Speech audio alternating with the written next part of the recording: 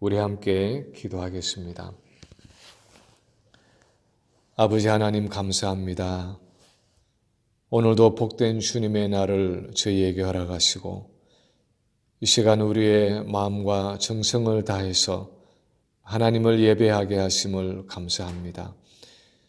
비록 각 가정에서 드리는 예배이지만 우리의 마음을 하나로 모아서 드리는 예배가 되게 해주시고 하나님께서 기뻐하시는 신령과 진정으로 드리는 예배가 되게 하여 주시옵소서. 이 시간 아버지 앞에 귀한 헌물을 올려드립니다.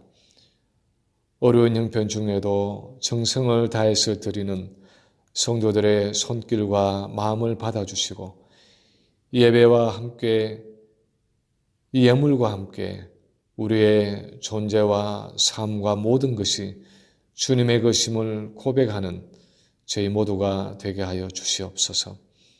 이제 말씀을 함께 나눕니다. 말씀 속에 친히 역사해 주셔서 하나님의 뜻을 더욱 분명하게 깨닫고 하나님 앞에 더욱 가까이 나아갈 수 있는 저희 모두가 되게 하여 주시옵소서. 예수님 이름으로 감사하며 기도하옵나이다. 아멘. 오늘 증거할 하나님 말씀 요한복음 16장 말씀입니다. 16장 5절에서 11절을 제가 한번 읽겠습니다. 16장 5절부터입니다. 지금 내가 나를 보내신 이에게로 가는데 너희 중에서 나더러 어디로 가는지 묻는 자가 없고 도리어 내가 이 말을 함으로 너희 마음에 근심이 가득하였도다. 그러나 내가 너희에게 실상을 말하노니 내가 떠나가는 것이 너희에게 유익이라. 내가 떠나가지 아니하면 보혜사가 너희에게로 오시지 아니할 것이요 가면 내가 그를 너희에게로 보내리니 그가 와서 죄에 대하여 의에 대하여 심판에 대하여 세상을 책망하시리라. 죄에 대하여라 함은 그들이 나를 믿지 아니하며 의에 대하여라 함은 내가 아버지께로 가니 너희가 다시 나를 보지 못하며 심판에 대하여라 함은 이 세상 임금이 심판을 받았음이라. 아멘. 우리는 흔히 성령이 주로 예수 믿는 사람에게만 일하신다고 생각하는 경향이 있습니다. 그런데 사실 오순절에 오신 성령은 우리 믿는 사람들뿐만 아니라 예수를 믿지 않는 세상 사람들에게도 역사하고 계시는 분입니다. 성령이 세상 사람들에게 무엇을 하고 계시는가 하는 것이 오늘 본문이 다루고 있는 내용입니다. 우리가 읽은 오늘 이 본문의 배경을 보면 예수님이 잡히시기 전날 마지막 유월절 만찬에서 이제 제자들을 떠나서 자기를 보내신 아버지께로 돌아가셔야 한다는 사실을 말씀하고 계십니다.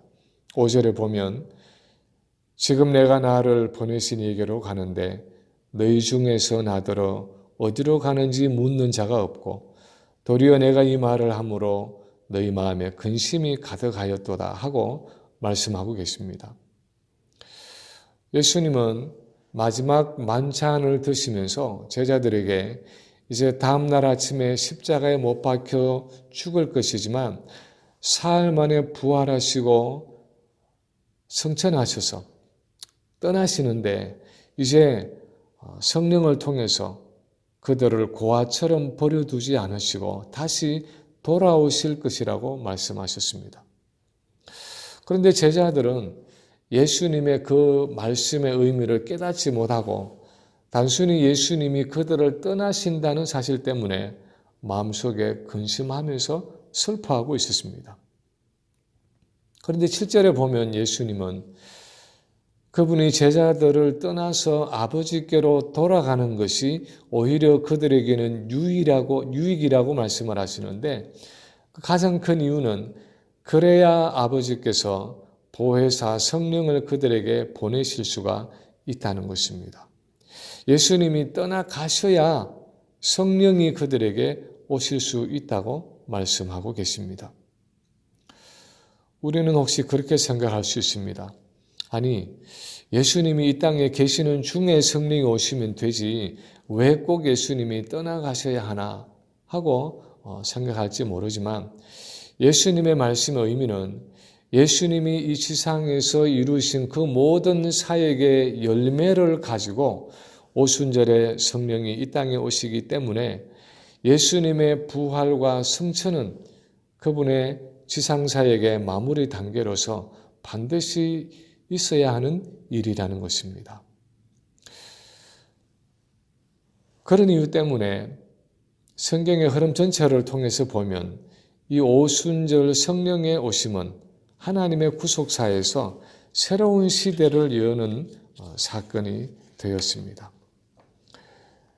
예수님이 자기를 보내신 아버지께로 돌아가시고 그 구속의 열매와 결과를 가지고 성령이 이 땅에 오시고 그 성령이 이제 세상으로 보냄을 받은 교회 공동체, 각 성도의 심령 가운데 역사해 주실 때 이 땅 위에 전에 없었던 새로운 일들이 일어날 수 있다는 것입니다. 보혜사 성령이 오실 때 이 세상에 어떤 새로운 일들이 일어나는가 하는 것을 8절에서 주님은 이렇게 요약을 하고 계십니다. 그가 와서 죄에 대하여, 의에 대하여, 심판에 대하여 세상을 책망하시리라. 그리고 나머지 부분은 이 구절에 대한 해설로서 오순절에 보혜사 성령께서 오시면 세상 사람들에게 무엇을 하시는가 하는 것을 좀 더 자세하게 설명하고 있는 내용입니다. 첫 번째, 오순절의 성령은 죄에 대한 깨달음을 주십니다. 좀 구체적으로는 세상 사람들에게 그들이 죄인이라는 사실을 지적하고 깨우쳐 주신다는 말입니다. 16장 9절에 보면 예수님이 죄에 대하여라 함은 그들이 나를 믿지 아니함이요 하고 말씀하십니다. 다시 말하면 성령은 우리가 세상에서 불신자들에게 복음을 전할 때 그 전해지는 말씀을 통해서 먼저 그들이 죄인이라는 사실을 깨닫게 하신다는 것입니다. 길에 나가서 전도를 해보면요, 예수를 믿지 않는 사람들도 대체로 자기들에게 죄가 있다고 생각을 합니다. 살다가 보면 거짓말을 하기도 하고 남을 속이기도 하고 때로는 남의 물건을 훔치기도 하고 때로는 악하고 음란한 생각을 하기도 하고 남을 미워하기도 하고 욕하기도 하고 크고 작은 죄들이 그들에게도 있다고 생각을 합니다. 그런 의미에서 세상에서도 자신을 죄인이 아니라고 생각하는 사람은 거의 없는 것 같습니다. 단지 그 정도 죄를 안 짓고 사는 사람이 어디 있느냐, 그래도 나는 남들 비하면 그렇게 나쁜 사람은 아니다 하면서 그렇게 큰 죄책감을 느끼지 않는다는 것뿐이지 내가 전혀 죄인이 아니라고 생각하는 사람은 거의 없는 것 같습니다. 그런데 사실 성경이 모든 사람이 죄를 범하였음에 하나님의 영광에 이르지 못하더니 하고 말씀할 때에 죄를 범했다 하는 것은 단순히 그런 윤리적이고 도덕적인 죄만을 의미하는 것이 아니었습니다. 그것은 좀 더 근본적으로 내가 창조주 되시는 하나님을 떠나 있고 그분이 보내신 메시아 예수 그리스도를 영접하지 않고 있다는 것입니다. 그런데 성령이 하시는 일은 그들이 하나님을 떠나 있을 뿐 아니라 메시아이신 예수님을 거부하고 믿지 않고 있는 죄인이라는 사실을 아주 분명하고 확실하게 그 불신자의 마음속에 증거해 주시고 깨닫게 해 주신다는 것입니다. 성령께서 말씀을 통해서 그런 역사를 일으켜 주시기 때문에 사도행전 2장의 베드로의 설교 후에 보면 그들이 이 말을 듣고 마음에 찔려 베드로와 다른 사도들에게 물어 이르되 형제들아 우리가 어찌할꼬 하면서 그 전한 복음의 말씀에 반응하고 있는 것입니다. 그것은 단순히 베드로가 설교를 잘해서가 아니라 오순절에 오신 그 성령께서 베드로가 전한 말씀을 통해서 함께 증거해 주심으로 그 유대인들의 마음속에 그들이 메시아를 십자가에 못 박은 죄인이라는 사실을 깨닫게 해 주신 것입니다. 우리가 기독교 역사 속에서 보는 많은 회심과 회개의 사건들도 전도자들의 말씀을 통해서 함께 증거해 주시고 역사해 주신 그 성령의 은혜, 성령의 역사로 일어난 사건들이었습니다. 미국의 1차 대각성 운동의 중요한 설교자였던 이 조나단 에드워즈가 1741년에 노스햄튼 인근의 앤필드라는 마을에서 한 설교 중에서 Sinners in the hands of an angry God, 진노한 하나님의 손에 있는 죄인들 하는 설교가 있습니다. 이 설교 중에 에드워즈는 죄인들에 대한 하나님의 진노와 심판, 죄인들이 처한 그 형벌의 심각성, 그리고 그 지옥의 끔찍한 파멸성에 대해서 아주 적나라하게 표현을 하면서 말씀을 전했습니다. 회개하지 않는 죄인들에 대해서 이렇게 설교했습니다.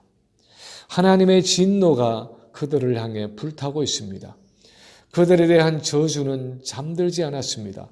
구덩이가 예비되었고 불은 준비되어 있습니다. 풀무는 지금 뜨겁게 달아올라서 그들을 받아줄 준비가 되어 있습니다. 불길은 지금 무섭게 타오르며 이글거리고 있습니다. 번쩍이는 칼은 입맛을 다시며 그들 위에 걸려 있습니다. 그리고 구덩이는 그들 아래에서 입을 벌리고 있습니다.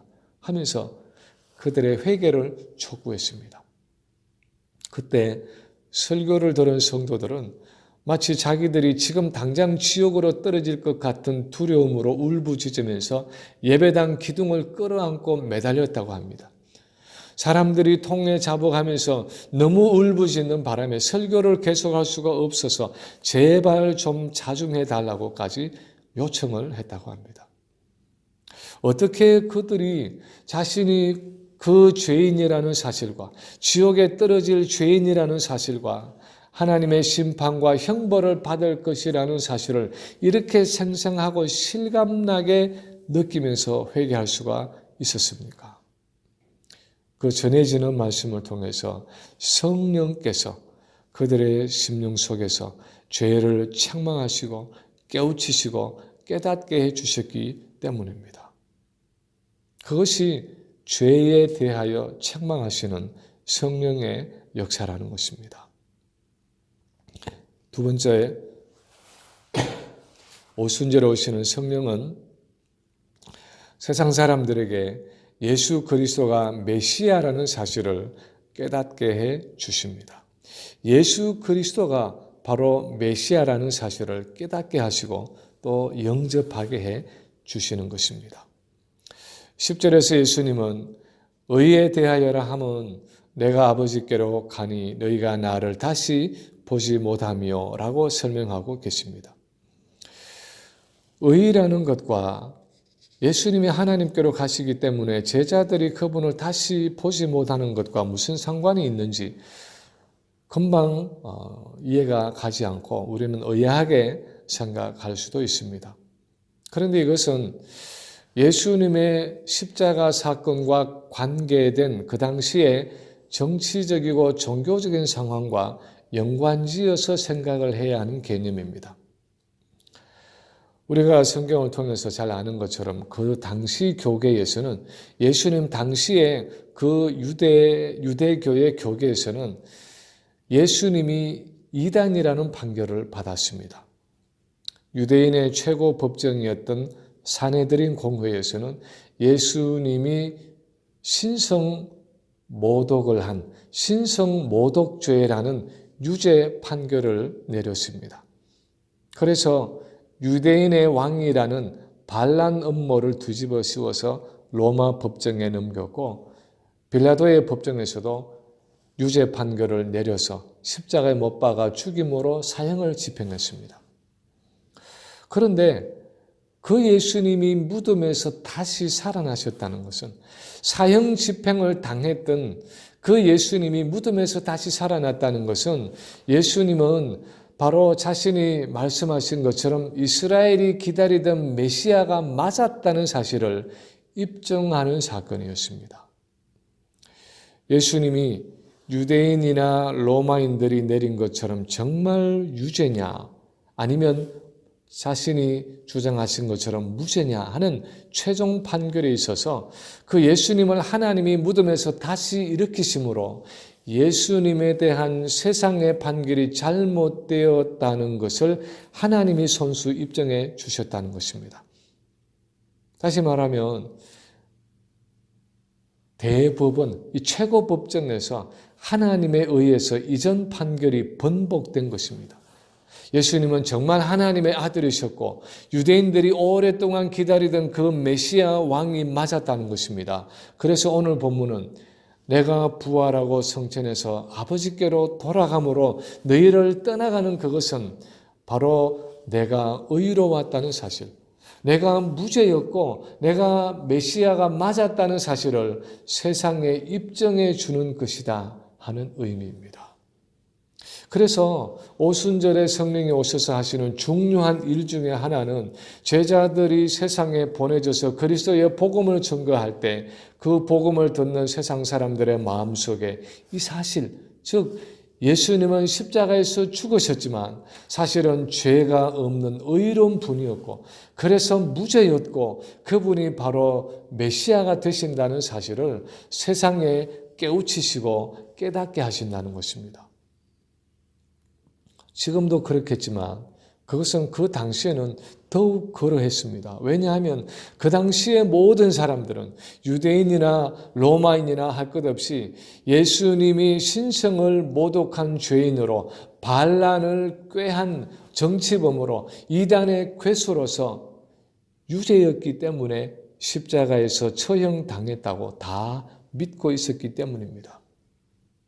그래서 성령은 그 세상 사람들에게 그들이 죄인이라는 사실을 깨닫게 하실 뿐 아니라 십자가에 달리신 그 예수 그리스도가 바로 그들의 죄를 위해서 죽으신 메시아라는 사실을 깨닫게 하시고 영접하게 하시는 그 일을 하신다는 것입니다. 바울이 2차 전도 여행에서 빌립보에서 복음을 전할 때 강가에 나와 있던 이 루디아라는 옷감 장사가 예수를 믿게 되었습니다.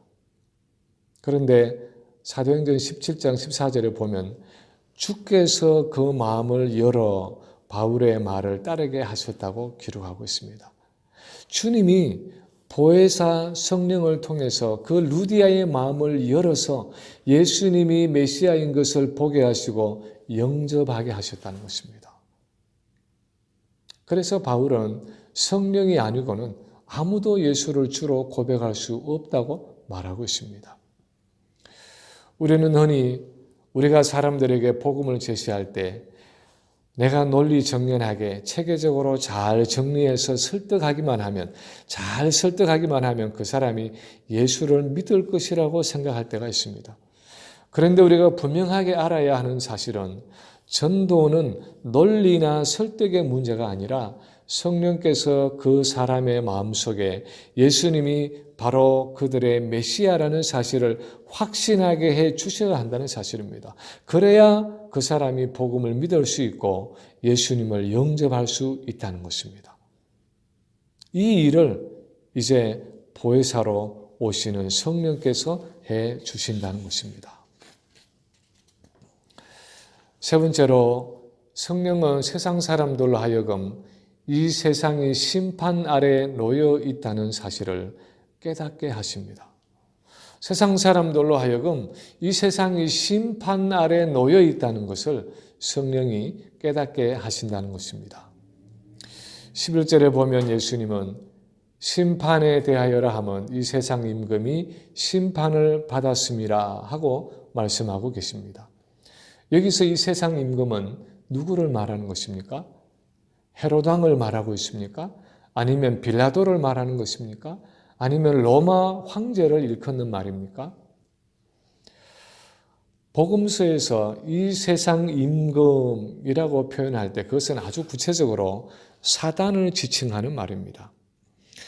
요한복음에서 몇 번 쓰인 사단에 대한 이 호칭은 아주 특이한 것인데 반은 맞는 말이고 반은 틀린 호칭입니다. 하나님은 원래 이 세상에 대한 왕권을 인류의 대표였던 아담에게 주셨습니다. 그런데 아담은 범죄함으로 이 왕권을 사단에게 빼앗기고 말았습니다. 아담의 범죄 후에 사단은 아담을 대신해서 지속적으로 이 세상에 왕권을 행사해 왔습니다. 그것은 거짓말로 아담을 속여서 범죄하게 함으로 탈취해 왔기 때문에 한편으로는 불법이었습니다. 그러나 또 한편 유혹을 받기는 했지만 아담과 하와가 자발적으로 범죄함으로 사단에게 넘겨준 권세였기 때문에 또 한편으로 보면 합법적이었습니다.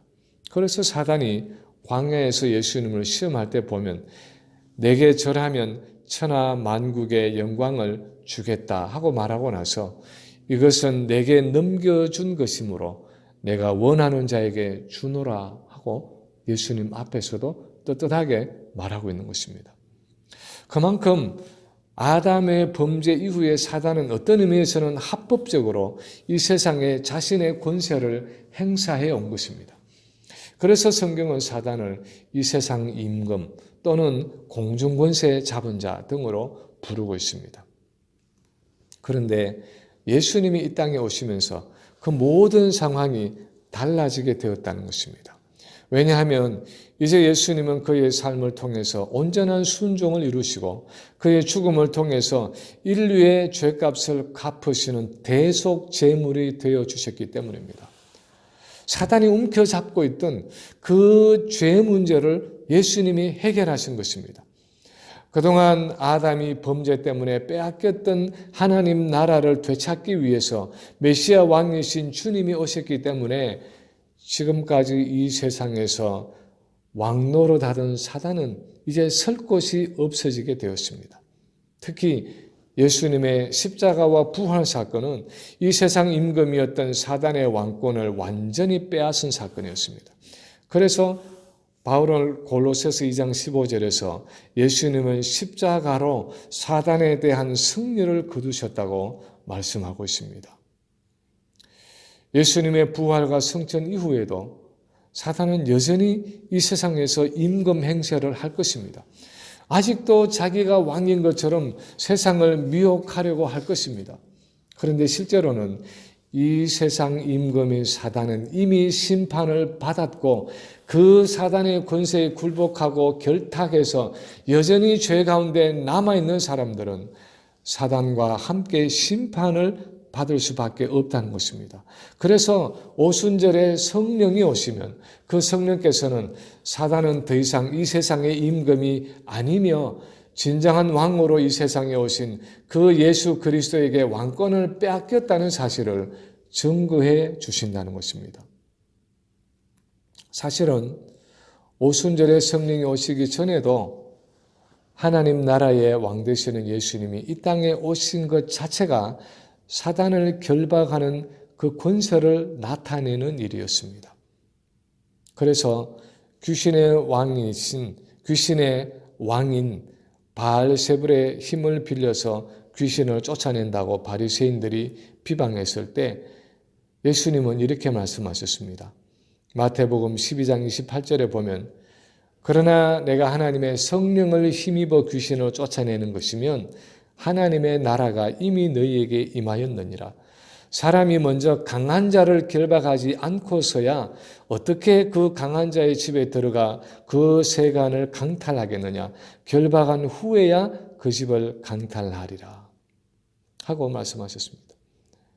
예수님은 왕으로 이 세상에 오셔서 강한 자인 사단을 결박하셨고 사단이 억류하고 있던 죄인들을 십자가의 복음으로 구원해 내고 계신다는 것입니다. 그것이 바로 귀신을 쫓아내는 사건이 가지고 있는 영적인 의미라는 것입니다.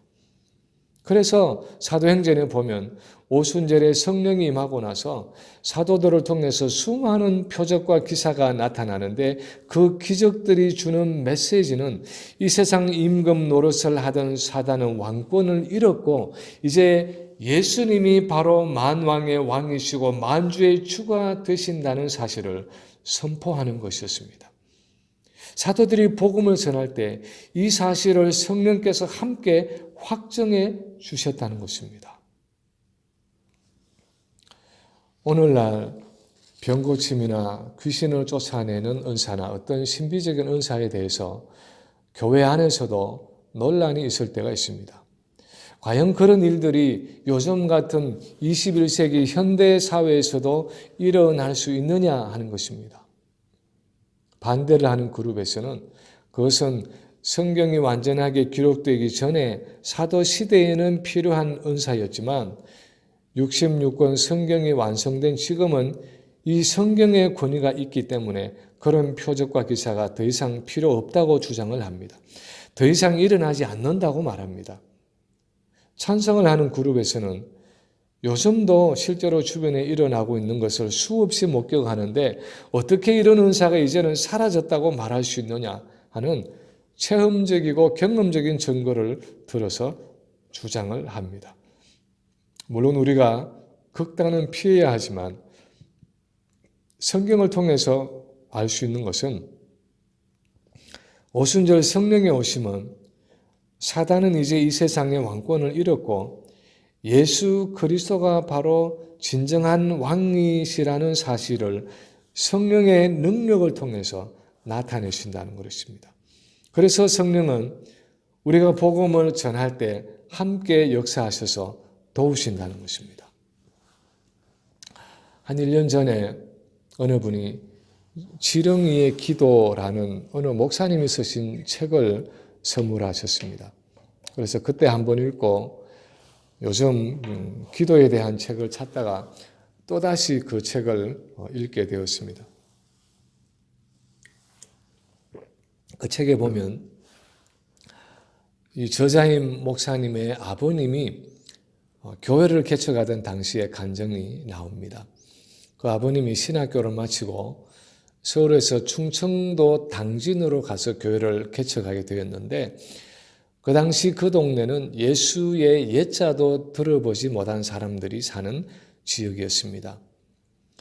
그런데 그 아버지 목사님이 그곳에 개척을 한 지 얼마 되지 않아서 그 동네의 어떤 한 사람이 목사님을 찾아왔는데 귀신 들린 딸 때문이었습니다. 그 집 딸은 귀신이 단단히 들려서 벌써 몇 년째 바깥 거동을 일체 중단한 상태였습니다.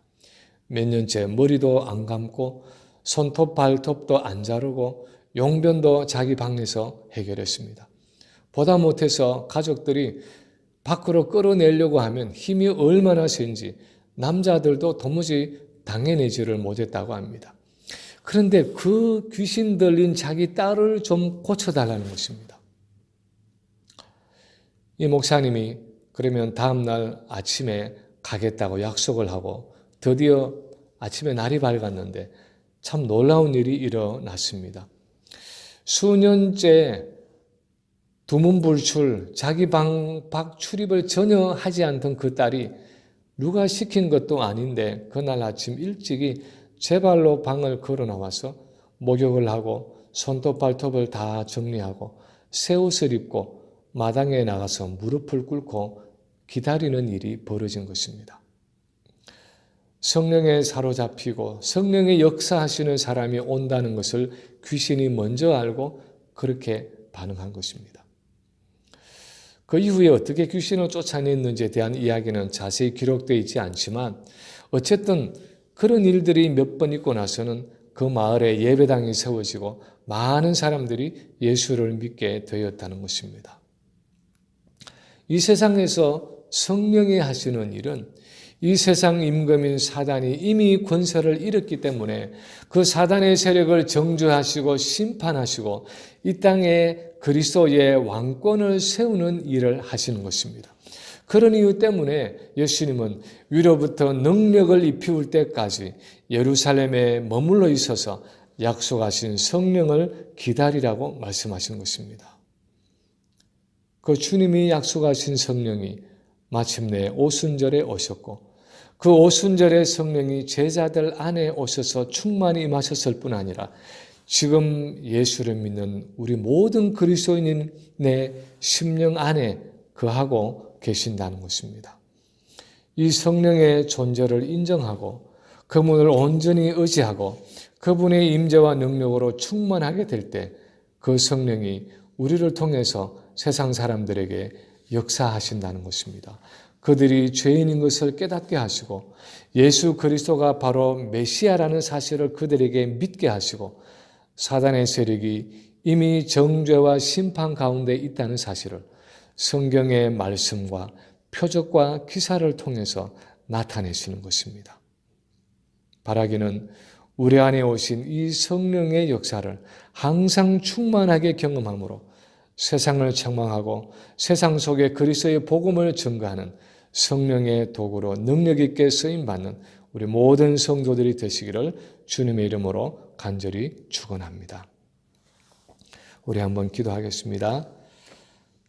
하나님 아버지, 우리가 이 세상에 그리스도의 복음을 증거하는 일에 우리를 혼자 버려두지 않으시고 보혜사 성령을 보내주심을 감사합니다. 그 성령께서 우리의 말씀을 통해서 세상 사람들에게 죄를 깨닫게 하시고 예수를 믿게 하시고 사단의 왕권을 잃은 것을 확정해 주심을 감사합니다. 그 성령의 능력을 힘입어서 예수 그리스도의 복음을 세상 가운데 힘있게 증거하는 저희가 되게 도와주시고 날마다 성령으로 충만케 되어서 맡겨주신 이 복음 증거의 사명을 잘 감당하는 우리 온 교회와 모든 성도들 되게 하여 주시옵소서. 예수님 이름으로 감사하며 기도하옵나이다.